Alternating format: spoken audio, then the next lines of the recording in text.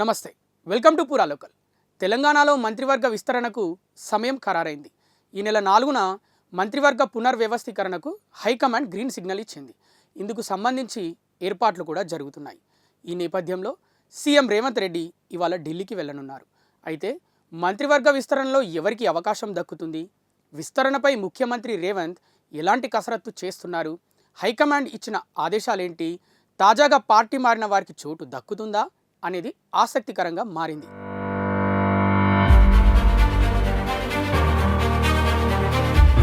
తెలంగాణలో మంత్రివర్గ విస్తరణకు సమయం ఖరారైంది.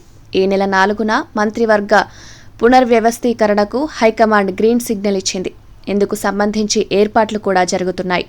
ఈ నేపథ్యంలో సీఎం రేవంత్ రెడ్డి ఇవాళ ఢిల్లీకి వెళ్లనున్నారు. అయితే మంత్రివర్గ విస్తరణలో ఎవరికి అవకాశం దక్కుతుంది, విస్తరణపై ముఖ్యమంత్రి రేవంత్ ఎలాంటి కసరత్తు చేస్తున్నారు, హైకమాండ్ ఇచ్చిన ఆదేశాలేంటి, తాజాగా పార్టీ మారిన వారికి చోటు దక్కుతుందా అనేది ఆసక్తిగా మారింది.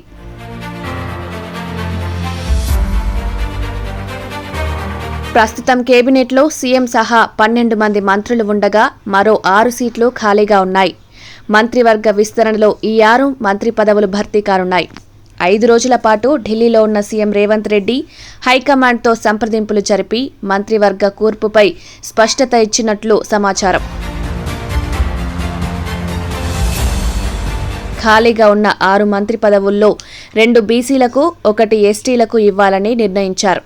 అయితే ఎవరికి మంత్రి పదవులు ఇవ్వాలనే విషయమై మరోసారి ఢిల్లీలో పార్టీ ముఖ్య నేతలతో భేటీ కావాలని ముఖ్యమంత్రి రేవంత్ రెడ్డి నిర్ణయించుకున్నారు. ఈ నేపథ్యంలో మంత్రి పదవి ఆశించిన వారంతా ఢిల్లీ చుట్టూ, సీఎం చుట్టూ ప్రదక్షిణలు చేస్తున్నారు.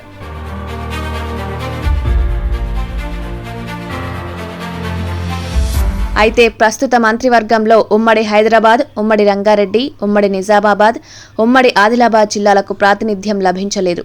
మంత్రివర్గ విస్తరణలో ఈ 4 ఉమ్మడి జిల్లాలకు తప్పనిసరిగా అవకాశం కల్పించాల్సి ఉంటుంది. ఇక మరోవైపు సీతక్కకు హోంమంత్రి పదవి ఇచ్చే అవకాశం ఉందన్న ఆసక్తికర అంశం వెల్లడైంది. ఎమ్మెల్యేలు రాజగోపాల్ రెడ్డి, దానం నాగేందర్లకు మంత్రివర్గంలో చోటు దక్కుతుందని స్పష్టమవుతోంది.